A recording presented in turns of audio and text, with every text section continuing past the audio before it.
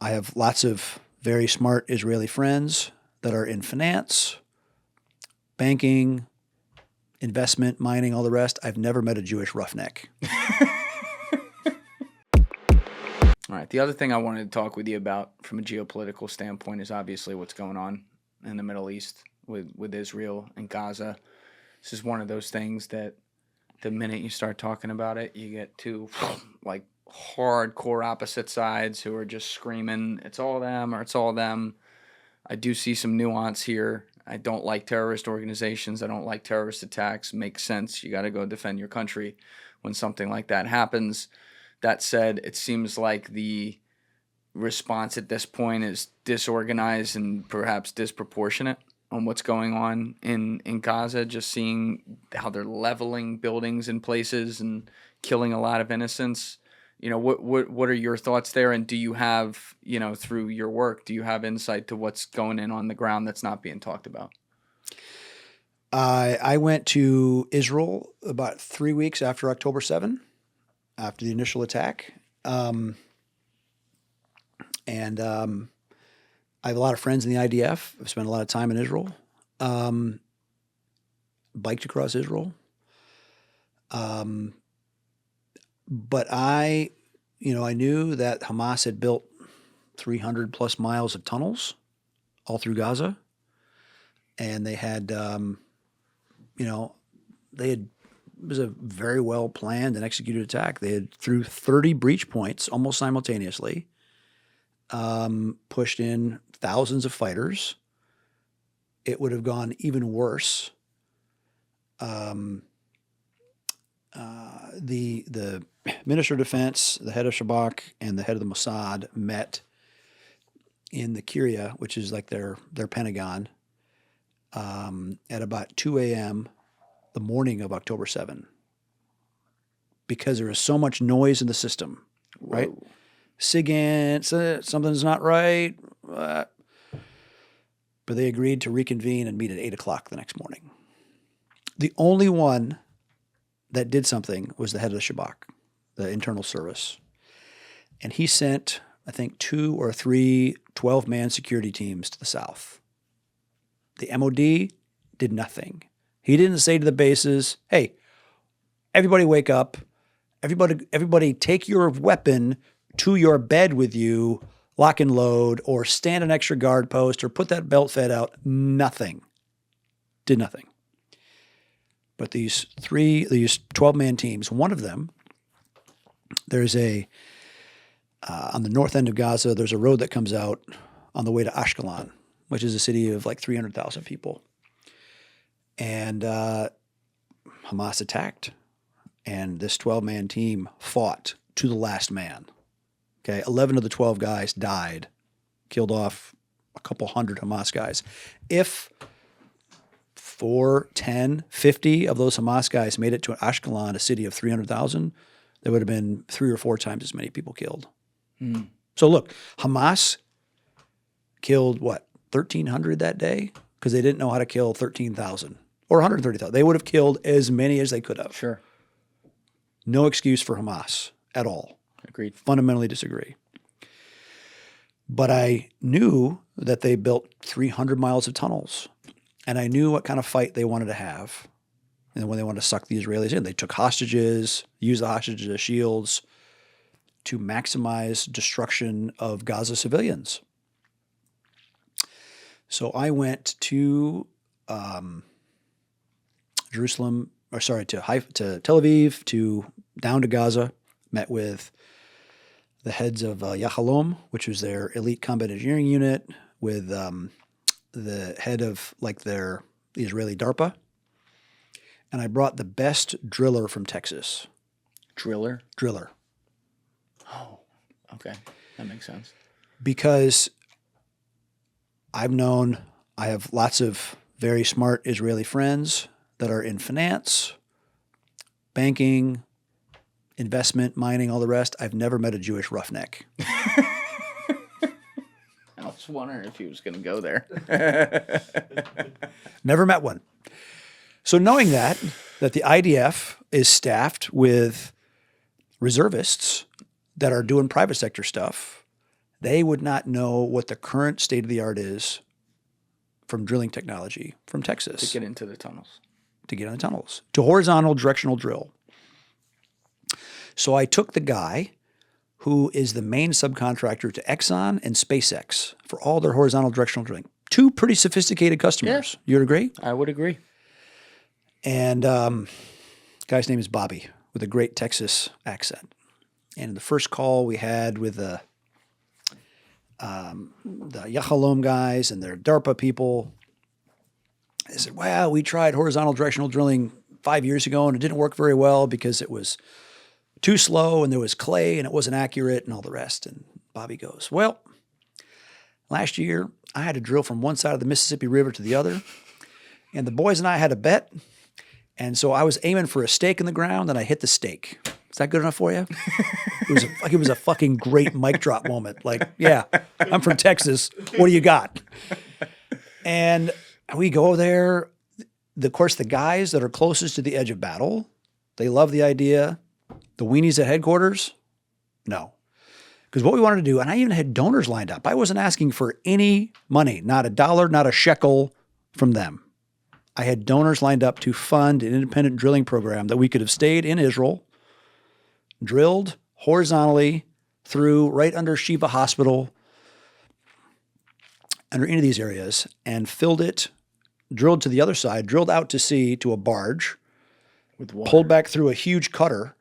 I had 12,000 horsepower pumps lined up because the Israelis say, well, we tried drilling and it didn't work. Yeah, you're trying to fill with a pipe that big. I'm talking, 8-9 foot pipes. Flood the fuck out of every tunnel. So people say, well, what about the hostages? Yeah. They don't want dead hostages. Hamas doesn't want dead hostages. Dead hostages are of no value to them. Right, but if they get flooded, The tunnels are not going to flood at first of all, you're going to hear a cutter coming through your tunnel. It's going to say something is definitely in my reality has changed. You're really a fucking fool if you stay there. 2, the flood's going to start, and maybe you only go at 3,000 horsepower setting until you go to 12. But you flood with so much water that it floods the entire tunnel system, and you raise the water table of all under Gaza to where it's impossible. Here's the thing. Again, I'm not a horizontal directional drilling expert, but I will say I'm expert at moving water. Having built Blackwater on something as flat as this table across 7,000 acres, we had fires. We had brush fires. We had to dig ditches and take pumps this big and move water and bury 300, 400, 500 acre ground fires. I was going to do the same thing. Basically, a combination of how you would make a duck impoundment, where you flood a field and you hunt ducks on it in North Carolina, to what the boys in Texas were doing. That technology, it would have worked, and it would have ended this Gaza debacle for the IDF probably by March 24 of last year. Whoa. Because we would have flooded the shit. First of all, they didn't let you do it, Nope. obviously. I mean, in terms of cutting off supply from Egypt, one horizontal shot, and we right along the border, right along the Rafah border crossing, and we could have filled that with ANFO. Explosive, clacked it off. It would have severed any tunnel and made anything digging there impossible, and then flooded it with water. And we could have flooded. And so flooding with water, obviously, it would have taken away the enemy's ability to maneuver. It would have destroyed all their underground weapons caches. Because trust me, all their stored rockets, missiles, all the rest are not built to be submerged under 6 feet, 10 feet, 20 feet of water pressure. And the hostages, as risky as that sounds, Hamas would have moved them. It would have flushed them to the top. We had a much higher chance of rescuing them. Why do you think they said no? Pride. Pride. Not invented here syndrome. Again, it's kind of the same conventional attitude that the U.S. military suffers from, that the really unconventional thinkers tend to get drummed out. So you didn't get to do that. And 40% of the IDF's casualties were friendly fire. Really? Oh, yeah. And that's from an IDF friend. That's an ugly secret. They have unleashed a lot of lethality. No wonder there's been a lot of civilians killed. 40% of their own casualties were self-induced. And it's also like, again, there's crazy people who are like, oh, Hamas are just freedom fighters and stuff like that. I'm under no such illusion. I have no problem with those guys getting wiped off the face of the earth. There's all kinds of funding that goes back to Iran. All that makes sense to me. But they are scumbags. So they do hide, and there's a lot of them. And they hide among civilians. Right. Yep. And so when you, from a high-level PR perspective, don't give them the fight they want. They wanted that fight amongst civilians to maximize carnage. So I was going to give them the fight they would not expect to be flooded out of their tunnel system. But now they have given them the fight they don't want. So where does it, or the fight they wanted? So where does it go from here? Like, how do you look at the international PR debacle? Right. How many friends has Israel lost over fighting a war in a very, I would say, not clever way? A lot. Yeah, exactly. And for all the techno capability of the IDF, when they started tangling with Lebanon in the north, and again, maximum kudos to the intelligence service for figuring out the pager operation. Amazing, right? The pagers on. Oh my God, that was amazing.